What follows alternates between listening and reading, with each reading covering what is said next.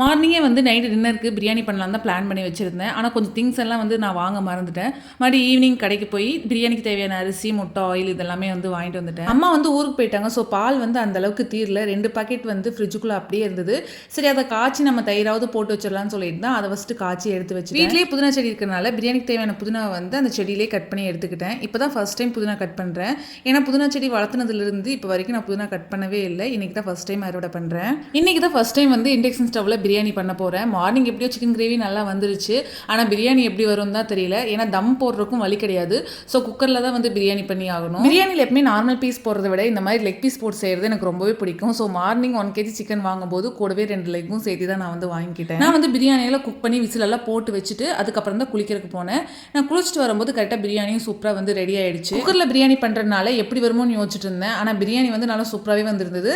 லைட்டாக குழஞ்சிருச்சு, அவ்வளோதான். டேஸ்ட் வந்து சூப்பராகவே இருந்தது.